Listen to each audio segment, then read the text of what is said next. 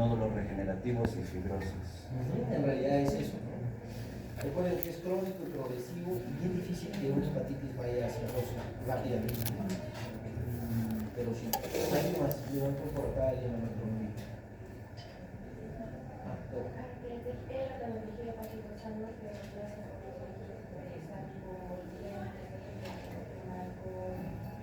Sí, y en realidad eso sucede, ¿no? Yo les hago pintar siempre la mano en las anteriores clases igual, iban con las manos pintadas como si fueran de jardín. Y lo interesante de la cirrosis es que es una enfermedad que es continua, o sea, no es una parte del hígado, porque cualquiera pensaría que puede sacar una porción, un segmento del hígado y se para, pero esto es pues continuo, es progresivo. Entonces, bueno, etimológicamente es hierros anaranjado por alcohol y también de la consistencia, ¿no? Recuerden que la cirrosis se mira macroscópicamente cuando ya hay progresión de la enfermedad, pero en realidad la progresión viene desde microscópicamente, es muy pequeña y ahí hace su efecto la fibrosis. Acá. Bueno, la mayoría de pacientes se dice que era por consumo de alcohol, pero esto ha cambiado. ¿Han escuchado el concepto que es NASH o ASH? Acá hay tres conceptos que me gustaría que aprendan. Que uno es el NASH, el otro es el ASH, y ahora ya no existe esto, ahora existe el MAS-LD. En realidad, esta es la última guía, lo que está actualizada en el 2023. El NASH era lo que se conocía como non-alcoholic steatohepatitis, que es la hepatitis esteatóxica no alcohólica. Por ejemplo, yo, que tengo gordo, esa cantidad de barriga también la tengo dentro del hígado. Es decir, la esteatosis hepática es un reflejo de la grasa abdominal. La grasa abdominal que todos tenemos es un reflejo de la grasa visceral. Pero esto no pasa nada, nunca me voy a transformar hacia rojo, aparentemente. ¿Cuándo pasa de NASH ¿cuándo pasa de esteatosis hepática a NASH o a ASH o a MAS? ¿Cuándo inflama el hígado? O sea, la grasa que tengo no me inflama, pero cuando inflama, baloniza el hígado, ya se llama NASH, que es una hepatitis. Ya no es grasa en el hígado, es una hepatitis grasa. Y en realidad esta es la primera causa de cirrosis en el mundo occidental y acá también. Ya no es el alcohol, porque de alguna forma ya la gente de estado muy bajo tendría que estar chupando pues diario. Pero ustedes no pueden porque tienen que venir a clases, porque, bueno, hay, o sea, de alguna forma hay tareas que cumplir. Entonces, el alcohol se ha dejado mucho de lado, ¿no? Y las hepatitis virales, como son las hepatitis crónicas, la B y la C, en realidad ya están siendo curables. La hepatitis C se cura, la hepatitis B se controla, es como una diabetes. Antes no, esperabas que progrese, inflame el hígado, las transaminasas se eleven, produzcan alteraciones muy grandes, produzcan cirrosis y en realidad mueren. Pero eso no está pasando ahora. El problema es la falta de ejercicio o cuando comemos mucho. Entonces esta esteatosis progresa y progresa hacia una esteatohepatitis no alcohólica. La alcohólica es el ASH, alcoholic steatohepatitis, pero ya vino a reemplazarse por esto, que es metabolic associated steatosis hypertensive.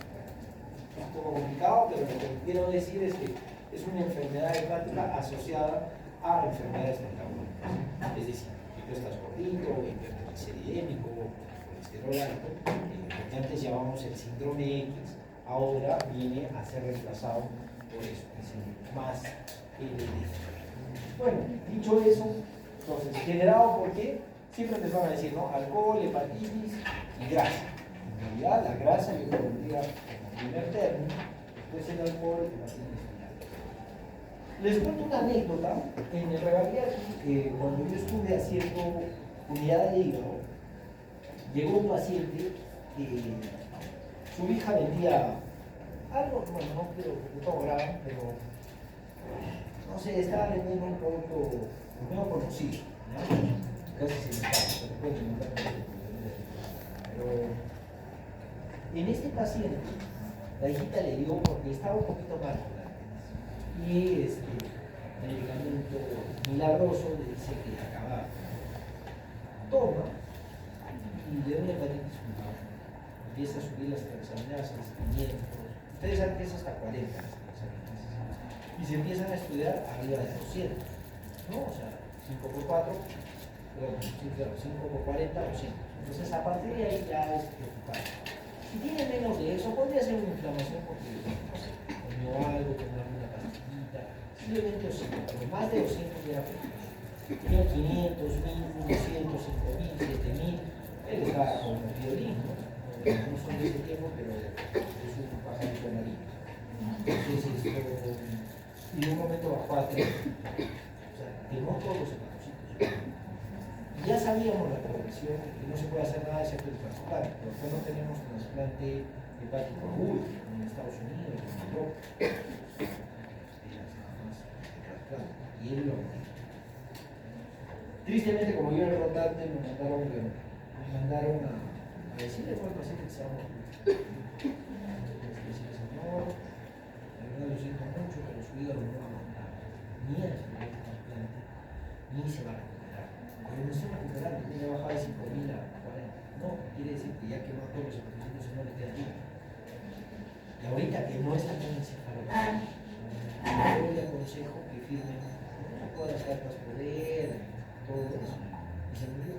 Y lo que me pidió era que no se lo diga. Este producto le ocasionó la muerte. Se acabó de tener una sola papel. En general es así. Y nosotros tenemos pacientes con DILI. ¿Qué es el DILI? El DILI es el Drug Injury Liver Induced. Injuria hepática inducida por drogas. Esta injuria hepática inducida por drogas te da con eso. Entonces, cuando ustedes les ven con un producto súper maravilloso que cura y que deja perfectamente bien, sin panza, nada, no existe. Lo que podrían hacer es. Bueno, y en este paciente no solamente fue el DILI, él tenía hepatitis B, pero no supo. O sea, ya le descubrimos esto porque estuvo hospitalizado, pero antes de eso, él no sabía que tenía. Entonces ya tenía una enfermedad hepática de fondo, el hepatitis. Probablemente hizo que se inflamara el hígado y este producto hizo que se inflamara 2 veces más. Entonces, tenía una enfermedad hepática de fondo y previno una vida. ¿Listo? Entonces, a ver, recapitulando. ¿Cuáles son las causas de cirrosis?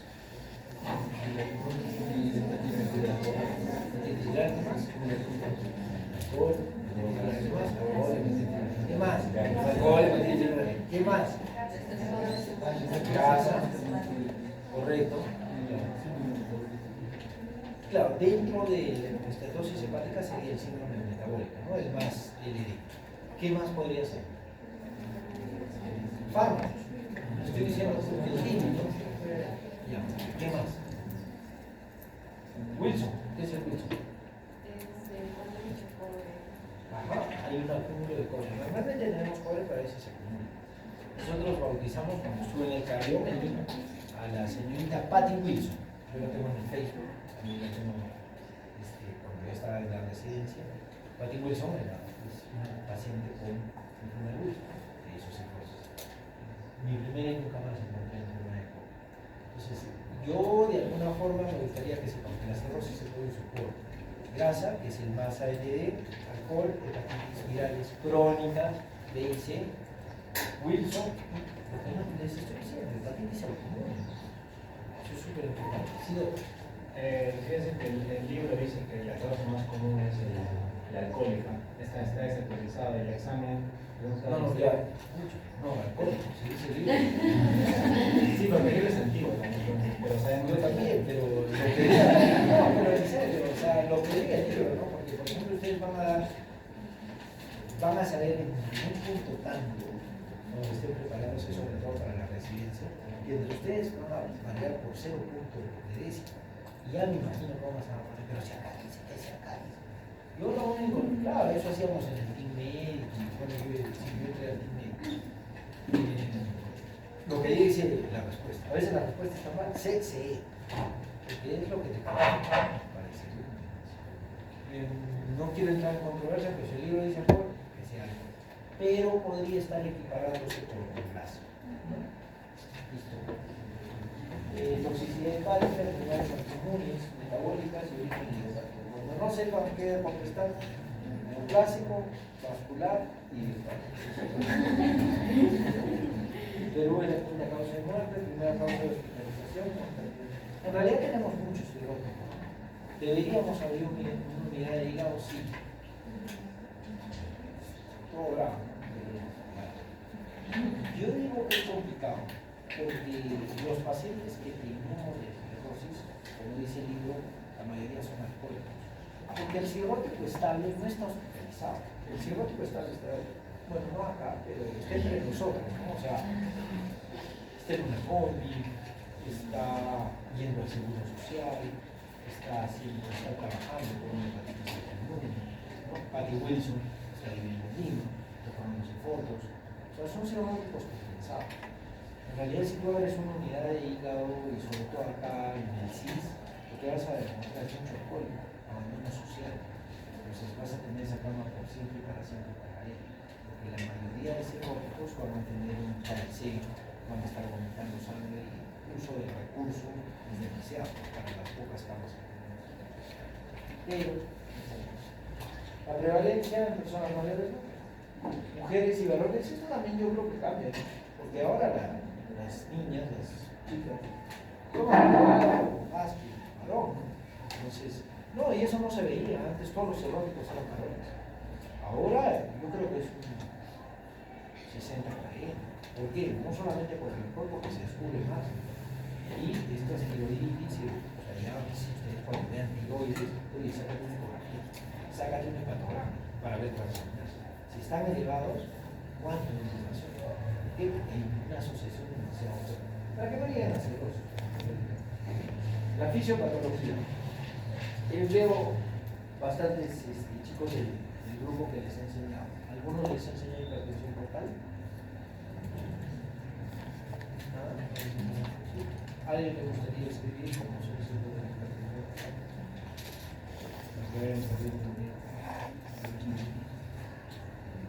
¿No? ¿Nadie? Sí, doctor. La hipertensión portal se da debido a que Yo escribo igual. al haber cirrosis en el hígado, el hígado se hace un poco pequeño y las venas y las venas y arterias que van a llegar ahí no van a llegar con mayor dificultad y van a tener que, por así decirlo, llegar por vías alternativas y crean una vascularización, la cual le dé un aporte y pues ahí se va y se dice el signo de Medusa, ¿no? De la cabeza en Medusa. Exacto.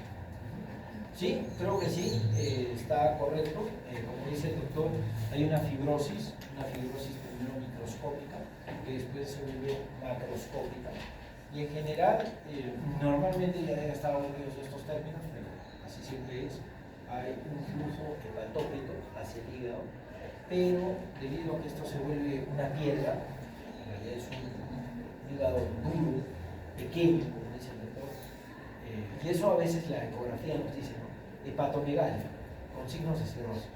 No, raro, a veces no concuerda, pero ustedes saben que el hígado cirrótico es pequeño, al menos en estadios tardíos. Este flujo hepatócrito se viene recirculando porque hay un flujo hepatógeno, básicamente porque la microvasculatura y también la elasticidad del tejido va bajando. Nosotros tenemos varias armas de exámenes auxiliares. Ustedes conocen la endoscopía, la colonoscopía, la CEPRE, la ecoendoscopía, la manometría, el fibroscopio. ¿Alguien se podría atrever a decir qué es la endoscopía? Rapidito. Cuando ingresas hacia tu digestión, Sí, es un método de diagnóstico para ver esófago, estómago y duodeno. Es la colonoscopia. ¿Alguien tiene idea? Con ganas, muchachos. Dale. ¿Por qué se evita la toxicidad a una cámara para ver las. Se ingresa primero por el ano y se ve el colon y se puede avanzar hasta los intestinos, hasta el intestino grueso ascendente, transverso, descendente. La realidad viene así, este viene el estómago, nosotros entramos por acá, esófago, superior, medio, inferior, fondo, cuerpo, antro, bulbo y segunda porción. Hasta ahí, gastro. A partir de acá abajo, no hay más bien, solamente el jardinero. ¿No lo podemos llamar? Cápsula. A partir de acá es cápsula endoscópica. ¿Correcto?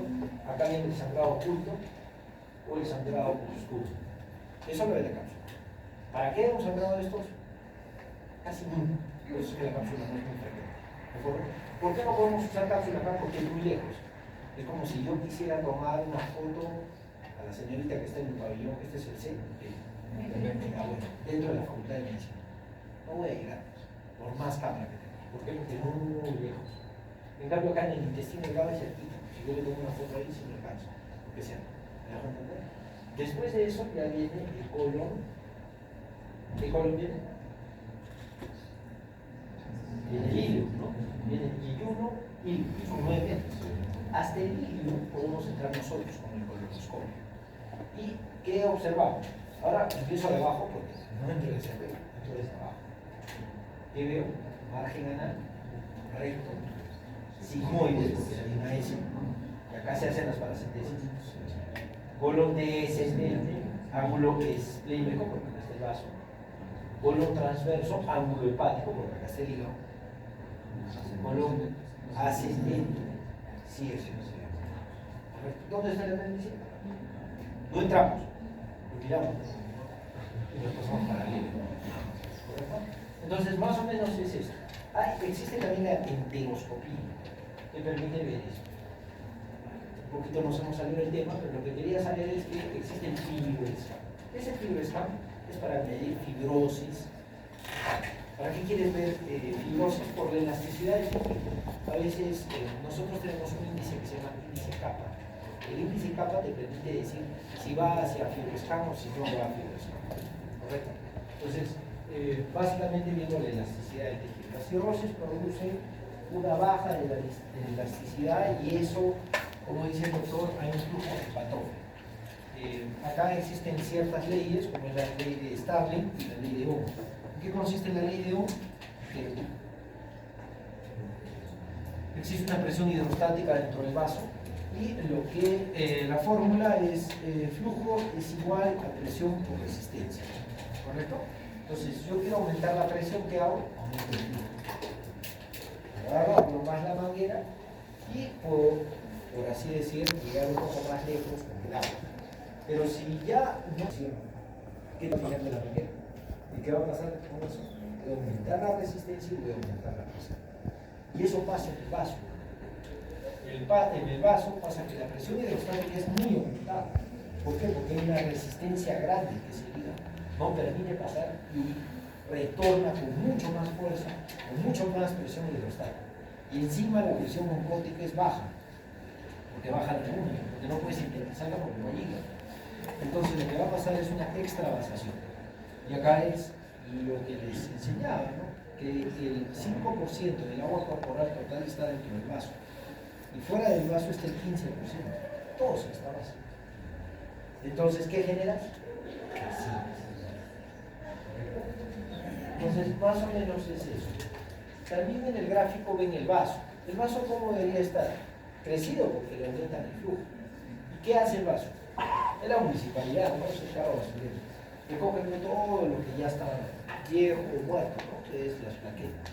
Entonces, cuando está normal, bien. Pero ¿qué pasaría si el carro municipal pasa, no sé, cada 2 horas, hermano? Ya se lleva lo que no corresponde.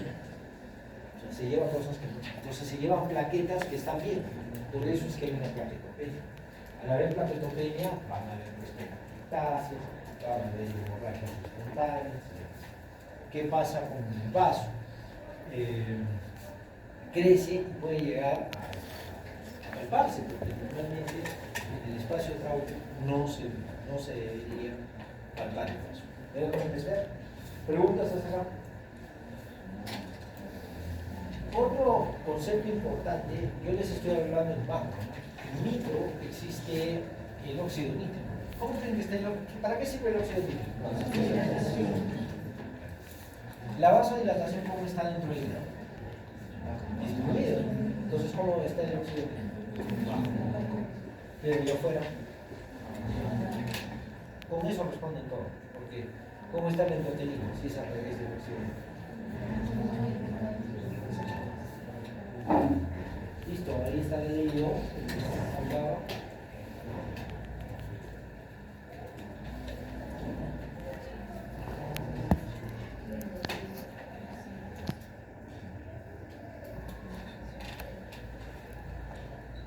Los líquidos corporales que les enseñaba, el 60% de nosotros somos agua, solamente el 5% está dentro, que es el intravascular, y todo pasa en el cerebro. Pero el 40% ¿dónde está? Está dentro de la célula. Y ese casi nunca sale. O sea, lo que jugamos nosotros en, por ejemplo, el duro, el colegio, es el intravascular y el interfacial. Casi dentro de las células no se modifica mucho.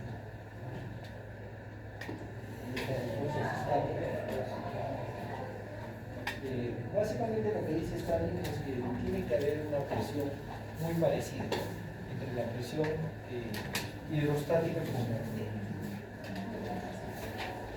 ¿Hasta acá alguna pregunta? Doctor, ¿hay un flujo arterial? Puede ser también venoso. Porque recuerda que la vena porta es la que a mí me corresponde estudiar. O sea, como gastroenterólogo yo tengo que saber el flujo de la vena porta. Como cardiovascular más es la otra. Entonces, nuestro problema casi siempre es de congestión y todo secundario al hígado. El hígado es el que manda en el sistema nervioso. Acá está, ¿no? Porque les hablaba de la hepatitis A, la B y la C. La B es muy parecida al VIH. No sé, como es DNA, se une con la célula y en general es bien difícil, así decirlo por ahora, imposible curar, solamente la controlas. Y el tratamiento que tú das para la hepatitis B es muy parecido, por no decir igual que el del VIH. El tenofovir está en los dos, el tenofovir es para la hepatitis B, la lamivudina es para el VIH y para la hepatitis B. La hepatitis C es RNA. Antes también se controlaba, actualmente se cura. Y en realidad son tabletas. Antes era el interferón, o sea, más la ribavirina. Pero ahora ya no. Ahora se dan los DAA, que son antivirales de acción directa. Y en realidad en 6 semanas te estás curado. Una respuesta del 90%. Ahí está el Delipasvir, Sofosbuvir, que es muy buen tratamiento con una pastilla diaria. Doctor, pero ¿y cómo se contagia? Bueno, la hepatitis B y C sexual y también por transfusiones. Nosotros tenemos varios pacientes curados que han sido cardiólogos cardiovasculares, o sea, hacen intervención y se pinchan. Entonces no son, o sea, inclusive son sus propios. Entonces, seguro, no pasa nada. Bueno, enfermedades autoinmunes, hemos hablado sobre hepatitis autoinmune. Yo les digo, a ver,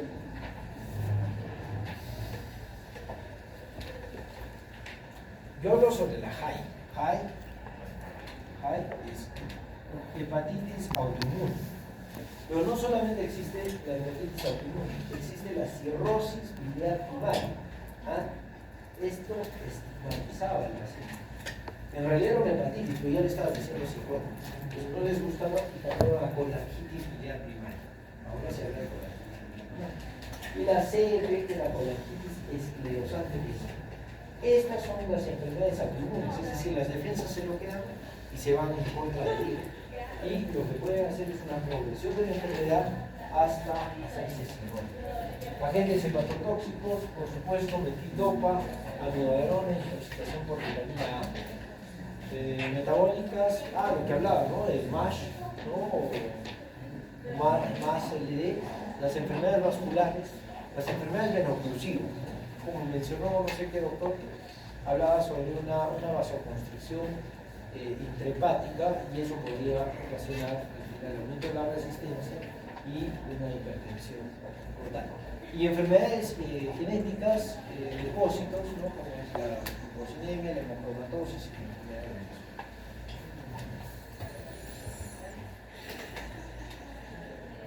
Una presión portal. Bueno, tendríamos que distinguir acá cuáles son de causa prehepática, hepática y poshepática. Dentro de la prehepática yo pensaría en trombo, trombosis de la porta, de la isquémica, o un síndrome del Banner, ¿no? Que es una enfermedad de la cabeza.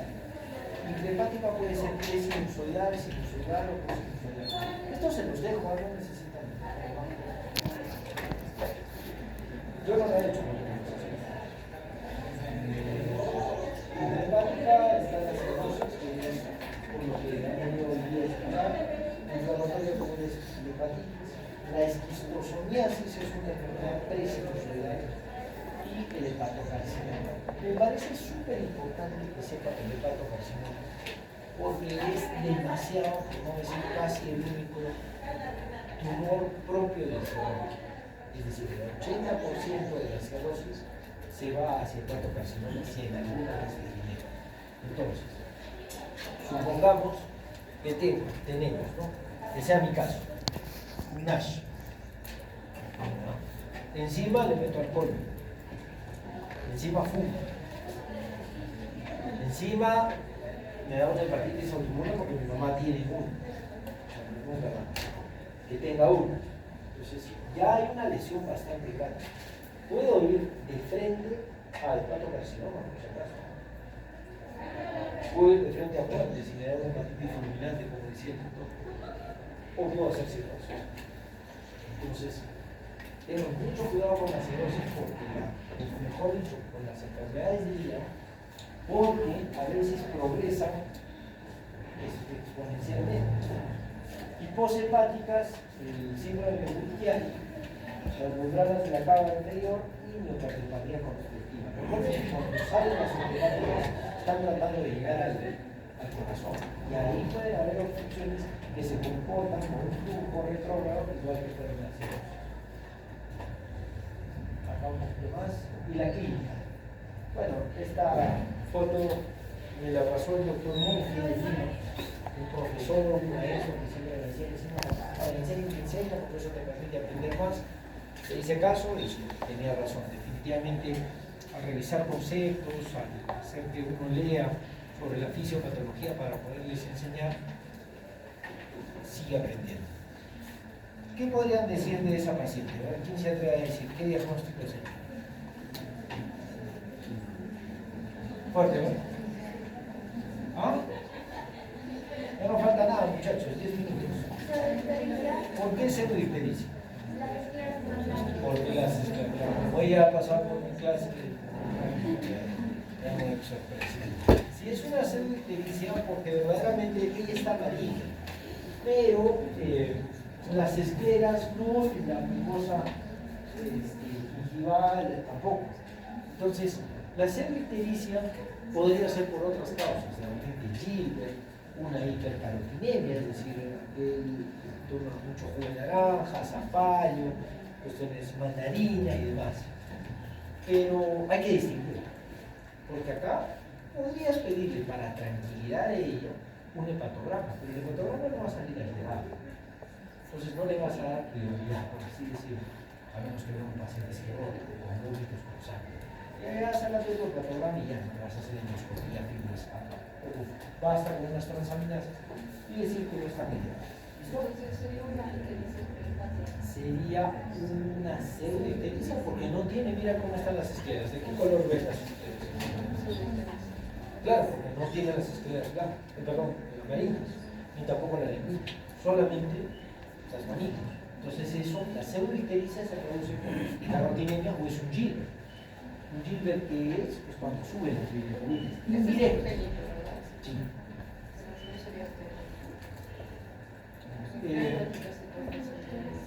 Podría ser una prehepática, pero el Gilbert también debería tener las escleras, ¿no? O sea, las escleras, si es Gilbert, tendría que estar. Y acá solamente es una carotinemia. es una pseudoictericia.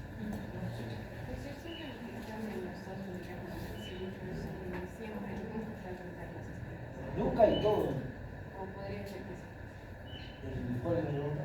Si tienes menos de 2 miligramos sobre cilindro sería pseudoictericia. Correcto. Entonces ya no se pinta, nunca se pinta, o podría haber un paciente que sí se pinta y tenga menos de 2. Siempre podría ser. En general, o sea, cuando tú ves pseudoictericia, no es problema. Cuando tú ves ictericia, sí es problema. Cuando es ictericia, ya tienes que estudiar, es una enfermedad. Aunque sea una enfermedad congénita como el GIS. El valor del laboratorio te dice, porque ya uno pinta las esquelas arriba de ictericia. Pero si tú ves esto es una pseudoictericia, no merece más estudios, este no va a ir a cirrosis. Acá sí, ya que tenemos, como hablábamos del óxido nítrico, de la criptasis, feminización de la cara, ese es un nombre, ¿no? Y ginecomastia, ¿no? Básicamente, ¿por qué? Por una alteración en el metabolismo de los estrógenos. ¿Quién metaboliza eso? El hígado. No metaboliza, aumentan los estrógenos y se te feminiza la cara, pierdes el vello pubiano, o se trianguliza, ¿no? Normalmente el vello pubiano del hombre romboidal, este se vuelve triangular, los testículos se achican, ¿no? En general eso. El deseo, el apetito sexual también baja, porque recuerda que, o sea, el apetito sexual del hombre es testosterona. El que va al gimnasio está muy bien, los estigmas de patopatía. En fin, al menos tejido adiposo, masa muscular también se pierde. A veces, cuando no va al gimnasio, pues está con la barriga grande, los brazos flacos parecen cirróticos. Básicamente porque se acumula el líquido. Hemos hablado de las presiones, se sale todo al instante y eso genera acidosis. La circulación colateral, por supuesto, tiene que llegar al corazón de alguna forma la sangre, pero no pasa por donde, normalmente la suprahepática es la vena cava. Entonces, ¿qué tiene que buscar? Otros caminos, por ejemplo, las rectales, tanto la mediana como la superior, ¿para dónde van? Para la porta, pero la inferior, ¿para dónde va? Directamente para el corazón. Entonces, esa vena pasa directamente. Las sublinguales también pasan directamente al corazón, por eso entonces aumentan eso, por aumento de la presión para que vaya. Igual la ácidos y la hemiácidos, y son las varices esofágicas. Entonces existen 5 complicaciones. Una, la que hemos hablado, varices esofágicas. La otra, la citis. ¿Qué más? Encefalopatía, les mencioné. Como no pasa por el hígado, normalmente a alguien si ayer se la ha pegado, o se ha tomado su cervecita y ya puede venir. ¿Por qué? Porque el hígado en las 12 horas que ha pasado desde que han tomado, ha metabolizado y puede estar bien. Pero recuerden que ya no pasa por el hígado. Y así pasa. ¿Qué pasa? No metaboliza. Entonces, ¿dónde pasa? Directamente al corazón, pulmón, cerebro y ¿qué genera? Entonces tú puedes encontrar un paciente atentado, o es que en uno ya con sopor, 2, uno ya 3, es totalmente en estupor, y 4, un paciente en coma. ¿Tengo preguntas? Muy bien, la vasodilatación, acá pueden ver el aumento del GABA y lo que produce es edema celular debido al amoníaco, hipoalbuminemia, como hemos visto. Paciente cirrótico, y me parece súper importante esto también que tengan en cuenta, es un paciente que no tolera mucho el ayuno, que no puede comer como nosotros 3 veces al día o hacer ayuno intermitente. Porque recuerden que él ya no tiene tejido celular subcutáneo, ya no tiene grasa. Entonces todo lo que va a sacar, el hígado ya no tiene glucógeno. ¿De dónde va a sacar las reservas? De la masa muscular. Por tanto, el paciente tiene que comer como fisicoculturista, 8, 12 veces al día. Pero no mucho, sino poquito. Porque la glucosa que entra inmediatamente la consume. Entonces, al cirrótico tienes que pensar que tiene que comer poco, pero muchas veces al día, porque no tiene reserva. no tiene reservas de glucógeno como nosotros dentro del hígado, porque el hígado no funciona ni siquiera para ni funcionar, ni preservar glucosa, ni glucógeno. Y de donde va a sacar tampoco no tiene grasa, porque ya de ahí se la consume. Y en la panza es el ácido, eso no es grasa. Del músculo se la saca, por eso es que es flaca. Tú lo ves, o sea, cuando lo ves a morir, ¿qué importa ese roto? ¿Por qué? La panza se los vasitos en caliente. Las contracturas del tren, la aromatización de hidrotestosterona, que aumenta los estrógenos. Bueno, hemos hablado un poco de todo, vamos a hablar sobre las complicaciones. Otro síndrome importante es el pato. A ver, ¿quién se atreve a decir que es el pato? Bueno, porque hay una vasoconstricción, entonces se activa lo que es el sistema de la angiotensina y eso lo que va a provocar un daño, va a haber la absorción de gran cantidad de sodio, agua, también se va a activar lo que es la ADH y eso va a provocar lo que es un daño. Sí, excelente. Yo solamente me quedé en la arteriola aferente. Por ejemplo, ¿usted cómo se llama? Andrea se va al desierto. ¿Tú crees que va a orinar en el desierto? No orina. ¿Por qué? Tiene que recircular lo poquito de agua que tiene. Entonces, ¿qué va a hacer? Va a hacer una vasoconstricción renal. Entonces, y acá viene otra vez la ley que les mencionaba. El vaso tiene una presión aumentada, pero de la vena porta. En realidad en la arteria la presión hidrostática está disminuida. ¿Y qué va a pasar en el riñón? El riñón va a percibir con sus receptores que no hay volumen. Y no es que no haya volumen, sino que el volumen se ha salido al intersticio. Dentro del vaso no hay. Entonces renalmente va a sentir el riñón que no hay. ¿Qué va a hacer? Una vasoconstricción. O sea, se hace el harakiri, el mismo riñón. Y lo que va a hacer producir es una vasoconstricción. Y en realidad es una insuficiencia renal. Pero para complicarnos nuestra existencia le han cambiado a síndrome hepatorenal. Porque al final es una insuficiencia renal secundaria a la alteración hepática. ¿Listo? Y acá está lo que ha explicado Andrea. Bueno, hay ciertos mediadores, como son los GAMS y los PAMS, y lo que genera es una inflamación y una perpetuación a través de los vasoreceptores con una alteración, un aumento de las prostaglandinas. ¿Por qué las prostaglandinas que hacen vasodilatación igual que los eléctricos? Y esa vasodilatación se sale todo el intersticio, no llega sangre y eso. Ahí está la sífilis, ¿verdad? ¿Qué creen que produce la sífilis? La sífilis está lleno de proteínas, ¿no? Y como no se mueve, hay una éstasis del intestino. Hay una sífilis. ¿Qué va a generar? Va a generar que haya una translocación bacteriana. ¿Y qué va a producir? Una peritonitis bacteriana espontánea. Porque ¿cuál sería una peritonitis bacteriana secundaria? Un apéndice. Se te revienta el apéndice, ¿qué te va a producir? Peritonitis. Se te revienta la vesícula y ¿qué va a producir? Peritonitis, pero bacteriana secundaria. Esta es espontánea, no hace nada con el paciente. Sus vísceras están intactas. Pero por translocación bacteriana produce una PBE. Este es un sexto que no está, bueno, está entre las complicaciones que no se ven mucho. No hay una congestión, hay un shunt, lo que genera pues, es una disminución de la oxigenación. Y por eso tiene un tipo de alteración pulmonar que se llama. Lo que hablamos de la peritonitis bacteriana espontánea, básicamente por eso se hace la paracentesis. Todo paciente cirrótico entra, ¿qué tiene que tener? Endoscopía y paracentesis. ¿Por qué? Para ver las varices y para ver qué más. Para ver si hay bacterias.